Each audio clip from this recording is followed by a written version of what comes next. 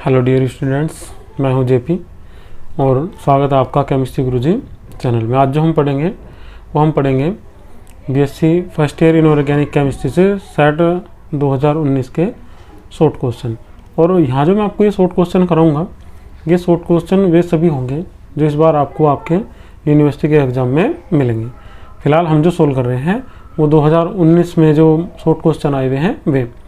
2020 में तो जो एग्ज़ाम था वो हुआ ही नहीं कोरोना वायरस की वजह से। अब केवल 2019 के ही क्वेश्चन है हमारे पास में, तो वहाँ से शुरू करेंगे। और जो क्वेश्चन हमारे पास में है, जो क्वेश्चन मैं आपको शॉर्ट क्वेश्चन में कराऊंगा, तो ये आपके यहाँ से ही क्लियर हो जाएंगे। लगभग आपको जो है लगभग 6-7 साल के सेट करने पड़ेंगे 2019 से लेके 2012 तक के।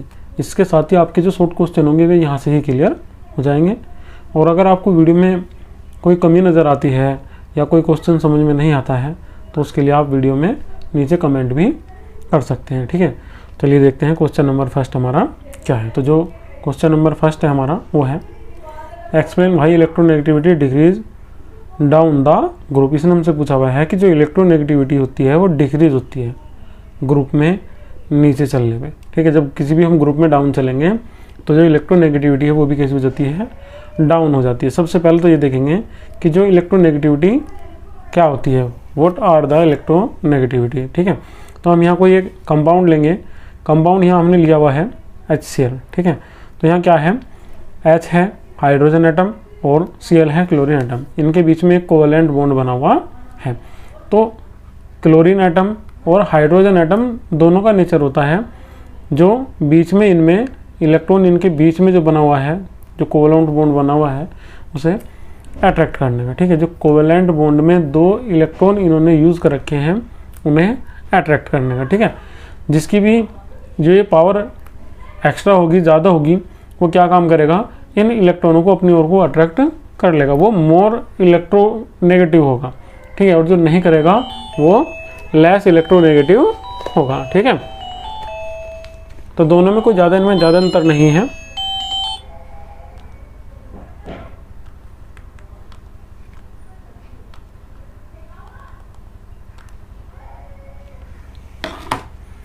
इनमें दोनों में कोई ऐसा ज़्यादा अंतर नहीं है, ये हमें आराम से समझ में आ जाएगा। चलिए देखते हैं इसकी डेफिनेशन क्या होती है, ठीक है। हमने इसकी डेफिनेशन दी है।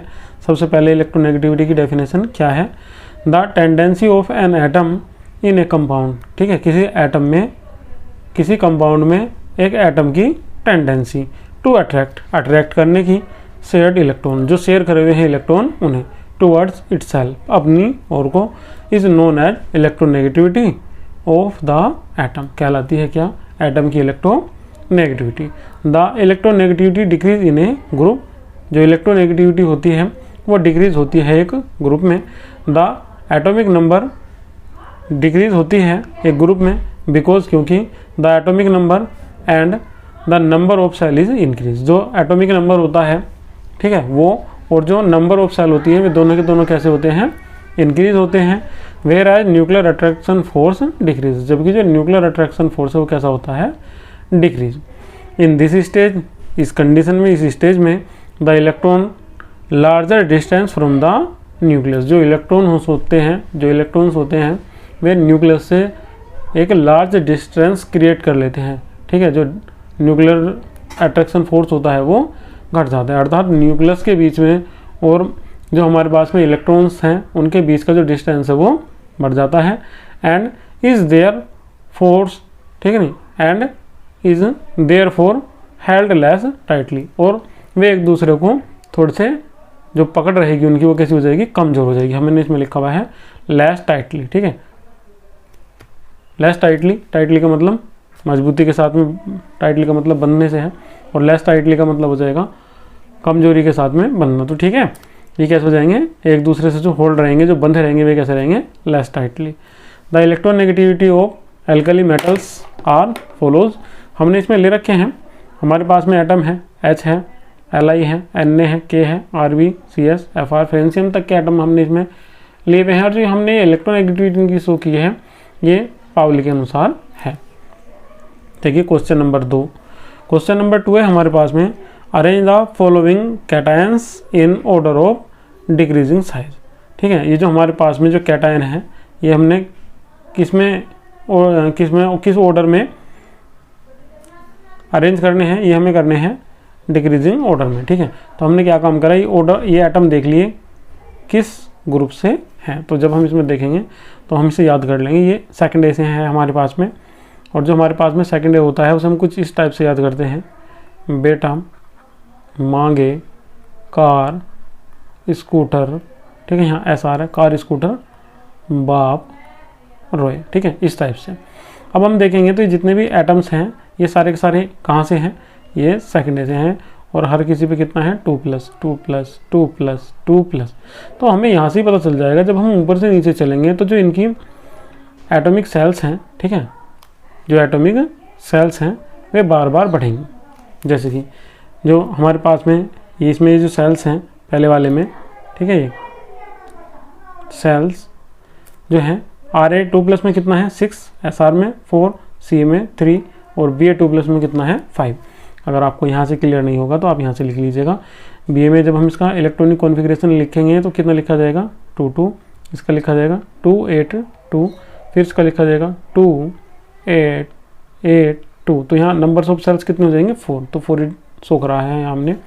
फिर अगले वाले में जो Sr है इसका कितना हो जाता है, यहाँ जाता है 2 8 18 8 2, तो कितना हो जाता है, एक और बढ़ जाता, ठीक है। तो यहाँ जो हमने इस टाइप से लिखे हुए हैं, यहाँ 3 शो करा हुआ है Ca का, सॉरी, क्यों, क्योंकि Ca पे क्या आया हुआ है 2+, तो इसके जो लास्ट के 2 इलेक्ट्रॉन होंगे वे चले जाएंगे, तो केवल कितने रह जाएंगे 3। ऐसे ही ये था हमारे पास में Sr, इसके भी 2 चले जाएंगे, कितने बचेंगे केवल और केवल 4 बचेंगे। तो सेल की संख्या, जो नंबर ऑफ सेल्स है वो हमने यहाँ लिखे हुए हैं।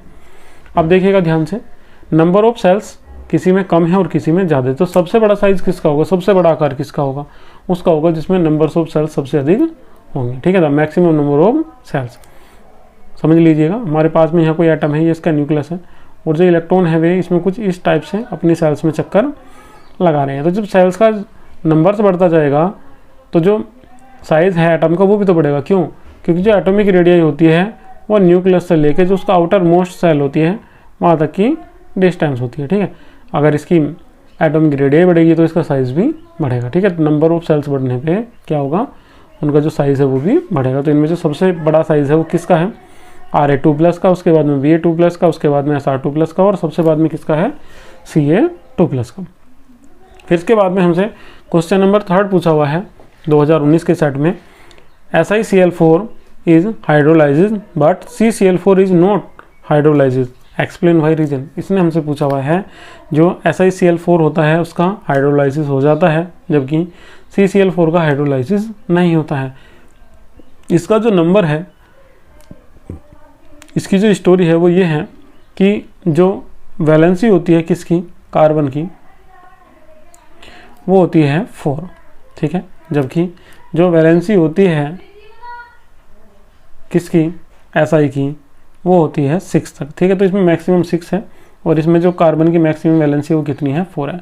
जब हम बात करेंगे CCl4 की, तो यहाँ जो कार्बन है उसने अपनी 4 की 4 वैलेंसी कंप्लीट की हुई है, जबकि जो SiCl4 है यहाँ Si ने अपनी 6 वैलेंसी पूरी नहीं करी है, केवल 4 वैलेंसी पूरी करी हुई है। इसकी यहाँ 2 वैलेंसी अभी बची हुई है।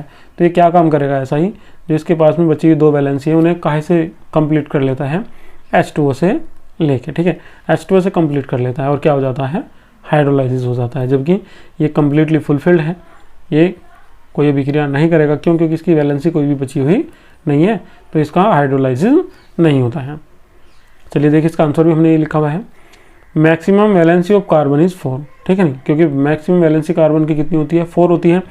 4 electron present in outermost shell of electron, जो 4 इलेक्ट्रॉन होते हैं वो कार्बन के जो आउटर मोस्ट सेल होता है, जो सबसे लास्ट की सेल होती है, उसमें पाए जाते हैं इन कार्बन टेट्राक्लोराइड में, ठीक है। So the covalency of carbon is completely satisfied with 4 chloride atoms. तो जो हमारे पास में CCl4 है, इसमें जो कार्बन परमाणु है हमारे पास में, उसकी 4 की 4 वैलेंसी क्लोराइड एटम द्वारा कंप्लीटली बैलेंस है।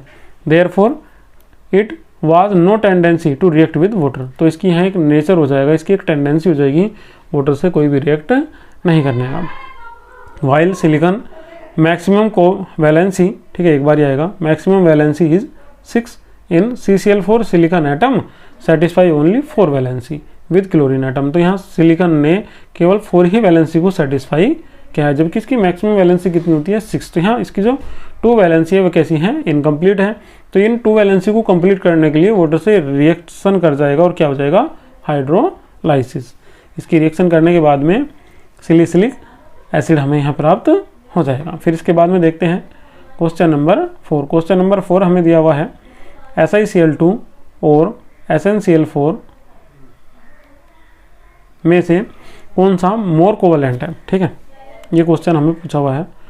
तो यहाँ हम देखेंगे जो SnCl2 है और SnCl4 है, इन दोनों के दोनों में जो कैटायन है वे कैसे हैं। क्वेश्चन पूछा हुआ है which one is more covalent SnCl2 और SnCl4। तो यहाँ देखिएगा जब हम SnCl2 लेंगे, इसमें SnCl2, तो इसमें जो कैटायन है वो Sn2+ है, और जो SnCl4 है इसमें जो कैटायन है हमारे पास में वो है Sn4+। तो याद रखिएगा, मैं आपको बता देता हूँ, इसमें जो कैटायन का साइज जितना छोटा होगा, ठीक है, उसकी पोलराइजेशन पावर उतनी ही अधिक होगी, और जो कंपाउंड होगा वो उतना ही कोवलेंट होगा। याद रखिएगा, पोलराइजेशन पावर जितनी अधिक होगी उसका जो कोवलेंट उसका नेचर होगा वो उतना ही अधिक होगा। ठीक है, तो इसमें हमने लिखा हुआ ये कि SnCl2 और SnCl4 में SnCl4 has more covalent character because SnCl4 has Sn4+ ion. क्योंकि SnCl4 क्या काम करता है, Sn4+ आयन्स रखता है, while SnCl2 has Sn2+ ion, जबकि जो SnCl2 है वो केवल Sn2+ आयन रखता है। SnCl4 ion is smaller than, छोटा होता है Sn4+ आयन किससे, Sn2+ से। A small cation polarises the anion more than a large cation. ठीक है, जो स्मॉल कैटायन होता है उसकी जो पोलराइजेशन पावर होती है, ठीक है, वो एनायन को अट्रैक्ट करने की कैसी होती है, अधिक होती है दैन ए लार्ज कैटायन, एक कैटायन से। ठीक है, मतलब जो लार्ज कैटायन होगा वो एनायन को जो अट्रैक्ट करेगा उसकी जो पावर होगी वो कैसी होगी, कम, जबकि जो हमारे पास में स्मॉल कैटायन होंगे उनकी जो पावर होगी एनायन को अट्रैक्ट करने की वो कैसी होगी, हाई होगी। So SnCl4 is more covalent than SnCl2। इसके बाद में पढ़ते हैं क्वेश्चन नंबर 5। क्वेश्चन नंबर 5 हमारे पास में है F4F कक्षक में 1 इलेक्ट्रॉन है, प्रथम N एजीमिथल एवं L चुंबक है। इसे छोड़ दीजिएगा, यहाँ से कंप्लीट देखते हैं अपना question. An electron is present in 4s subshell. What possible values of principal N, azimuthal L and magnetic M quantum number can it have?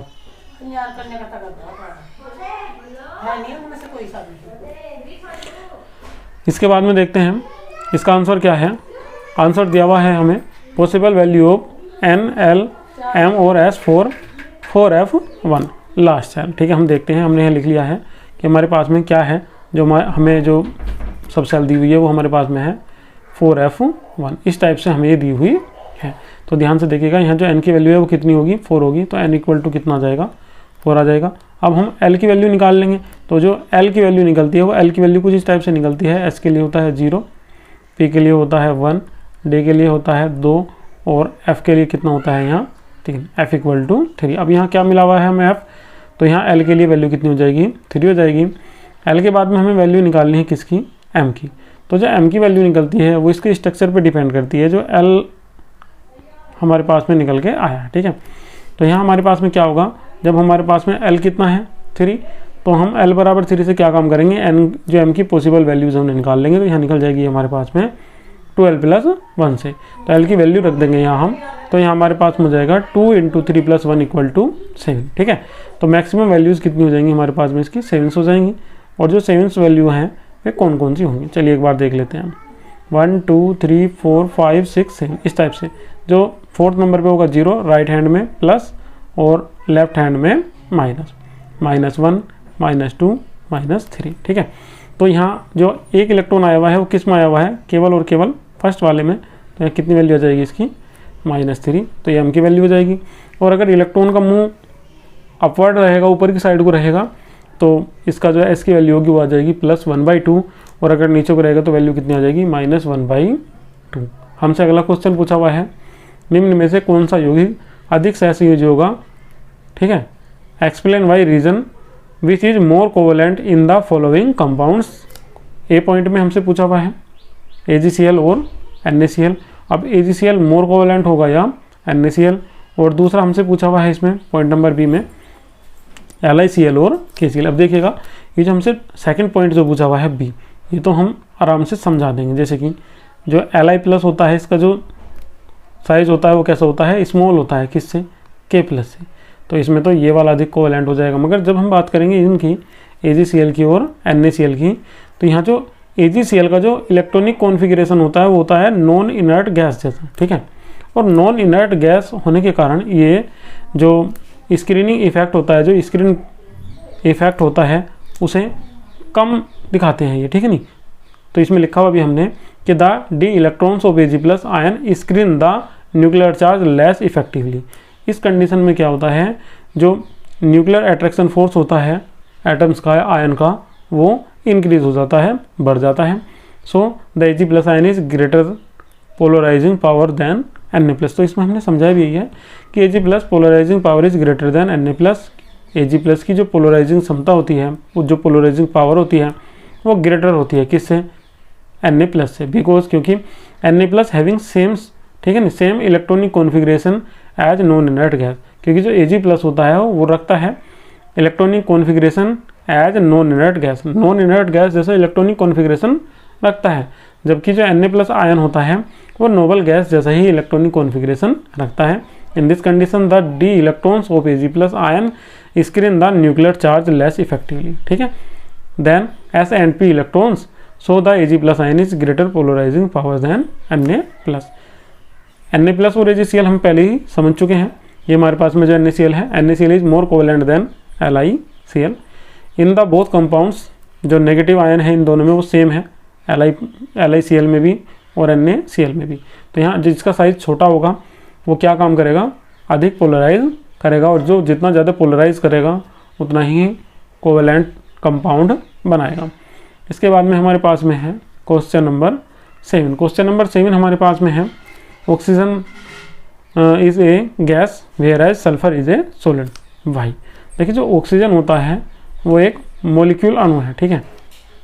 Oxygen एक डाई मॉलिक्यूल अणु है। इसमें O डबल बॉन्ड O होता है और अलग अलग बार बार इसमें O डबल बॉन्ड O ही होता रहता है, ठीक है। तो ध्यान से देखिएगा इसमें, यहाँ जो हम इसमें देखेंगे सल्फर में, मगर जो सल्फर जो एटम्स होते हैं इसमें 8 सल्फर एटम्स एक साथ जुड़े हुए होते हैं और बना देते हैं एक ऑक्टा एटॉमिक मॉलिक्यूल, ठीक है, और एक रिंग के साथ में जुड़ जाते हैं, ठीक है, कोक्ड रिंग स्ट्रक्चर बना देते हैं।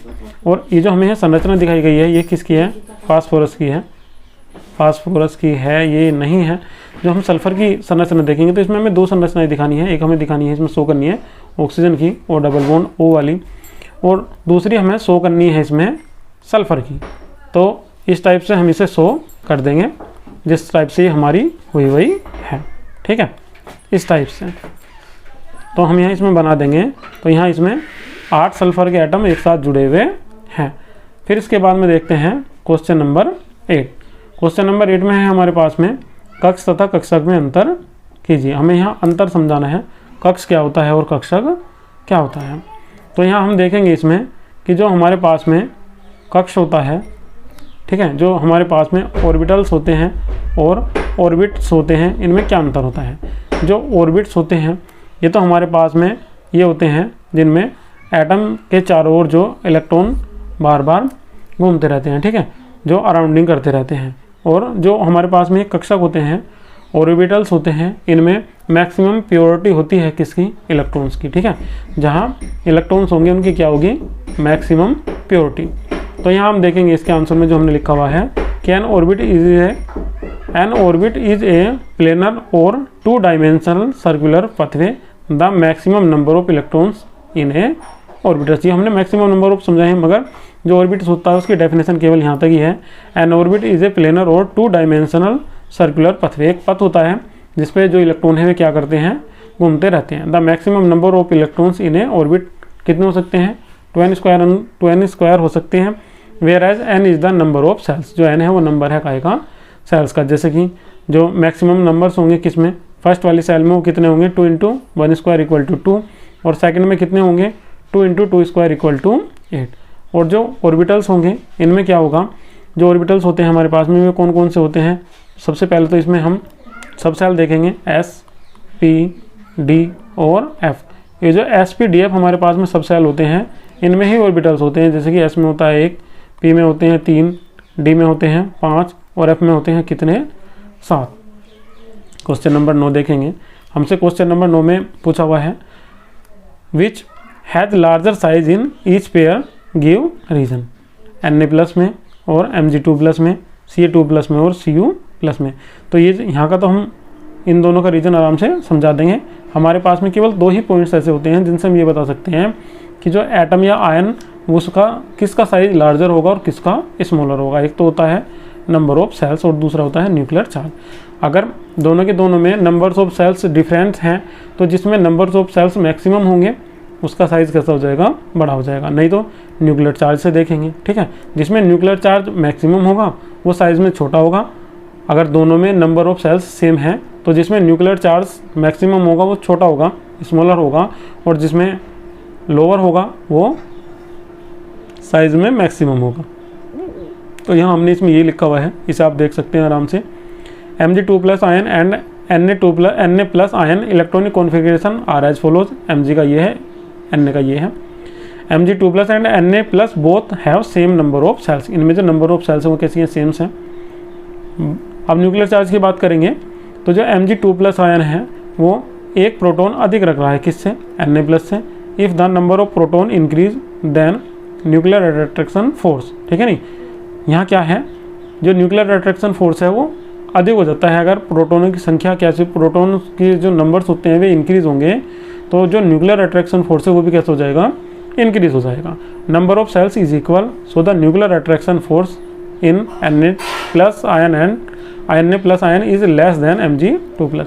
तो यहाँ जो हमारे पास में न्यूक्लियर अट्रैक्शन फोर्स होगा वो Na+ में कैसा होगा, लोअर होगा, और Mg2+ में कैसा होगा, हाइयर होगा।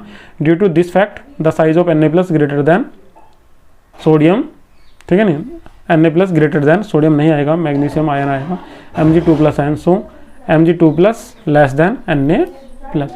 ऐसे इसका बी पॉइंट हो जाएगा हमारे पास में। Cu2+ में प्रोटॉन्स और Cu+ में प्रोटॉन्स तो सेम है मगर इलेक्ट्रॉनों की संख्या डिफरेंट है। इसमें एक इलेक्ट्रॉन एक्स्ट्रा है, इसमें एक इलेक्ट्रॉन कम है। तो जिसमें इलेक्ट्रॉन एक्स्ट्रा होगा, इलेक्ट्रॉन ज़्यादा होगा, उसमें न्यूक्लियर चार्ज कैसा हो जाएगा, कम हो जाएगा। जिसमें न्यूक्लियर चार्ज कम होगा उसका साइज कैसा हो जाएगा, बड़ा। क्वेश्चन नंबर 10 को देखिए, जो क्वेश्चन नंबर 10 है हमारे पास में। Which of the following species are paramagnetic and which are diamagnetic. ये हमें इसका आंसर देना है। तो जब हम इसका आंसर देंगे इस वाले क्वेश्चन का, तो इसका आंसर कुछ इस टाइप से दिया जाएगा। सबसे पहले हम इन्हें लिख लेंगे और हमें सबसे पहले समझाना था किसे, O2+ को। तो O2+ में एक प्लस आया हुआ है, देखिएगा। सबसे पहले हमें समझाया हुआ है, इसमें केवल O2 समझाया है, प्लस नहीं समझाया है। सबसे पहले O2 समझाया है। जब हमने O2 समझाया है तो O से जुड़ा हुआ है डबल बॉन्ड से। एक O में कितने इलेक्ट्रॉन होते हैं, 8, और दूसरे में भी कितने होते हैं, 8। जब दोनों में 8 इलेक्ट्रॉन होंगे तो कुल इलेक्ट्रॉनों की संख्या कितनी हो जाएगी, 16 हो जाएगी। तो हमें यहाँ इलेक्ट्रॉन भरने होते हैं इनमें, ठीक है। तो यहाँ पहले 2, S में फिर 2, फिर S में 2, फिर S में 2, फिर Px में 2, Py में 2, Pz में भी 2, ठीक है। और इसके बाद में जो इलेक्ट्रॉन बचे हुए होंगे वे P* पाई स्टार 2py में, पाई स्टार 2pz में और सिग्मा स्टार 2px में भरेंगे, ठीक है। पाई स्टार में, पाई स्टार 2pz में, इन दोनों में जो इलेक्ट्रॉन भरेंगे वो उनके रूल्स के अकॉर्डिंग ही भरेंगे। तो हम इनमें इलेक्ट्रॉन भर लेंगे। इसके बाद में जो स्टार वाले हमारे पास में जो नंबर्स हैं इन्हें घटा देंगे किस में से, जो विदाउट स्टार्स वाले हैं, ठीक है। जो स्टार वाले हैं वे हमारे पास में हैं एंटिंग बॉन्डिंग ऑर्डर वाले, और जो हमारे पास में विदाउट स्टार के हैं वे हमारे पास में हैं बॉन्डिंग ऑर्डर के। तो इन्हें ऐड करेंगे और इसमें से घटा देंगे और हमारे पास में नंबर्स निकल जाएंगे किसके, बॉन्ड ऑर्डर के, BO के। ये हमें सारे के सारे में ही करना होता है। चलिए एक बार इसका समझाया हुआ है, एक बार दूसरे का समझ लीजिए। अगर आपको कोई डाउट आ रहा है, जैसे कि हमें समझना था, इसमें हमारे पास में है एग्जाम्पल O2+ का। जब हम O2+ को लेकर चलेंगे तो O2+ में क्या है, O डबल बॉन्ड O तो है मगर एक O पे क्या है, एक प्लस है, एक इलेक्ट्रॉन कम हो जाएगा। तो टोटल नंबर्स ऑफ इलेक्ट्रॉन कितने हो जाएंगे, 15। तो इलेक्ट्रॉन्स भरने होंगे 2, 2 4, 2 6, 2 8, 2 10, 2 12, और अब कितने बचे हैं, 3 बचे हैं। तो 2 यहाँ आएंगे और 1 यहाँ जाएगा, ठीक है। 12 और 3 15। अब स्टार वालों को घटा देंगे किस में से, जो हमारे पास में स्टार वाले नहीं है। तो 8 - 3 बराबर कितना आ जाएगा, 5, 1/2, और 5 को डिवाइड कर देंगे किससे, 2 से, तो कितना आ जाएगा 2.5। इस टाइप से इनका भी निकाल लेंगे, ठीक है। इस टाइप से निकल के आ जाएगा। और जो बॉन्ड ऑर्डर का क्रम होगा हमारा वो क्या हो जाएगा, वो बॉन्ड ऑर्डर का क्रम हो जाएगा ये जो हमने सबसे शुरू में लिखा हुआ था, O2+, O2, O2- और O2 इस टाइप से। वीडियो अच्छी लगी हो तो वीडियो को लाइक कीजिए, शेयर कीजिए, और अगर आप इसमें 2018 का सेट पढ़ना चाहते हैं तो वीडियो के नीचे कमेंट कीजिए ताकि मैं और ऐसे सेट्स की वीडियो आपके लिए बना सकूं। Thank you.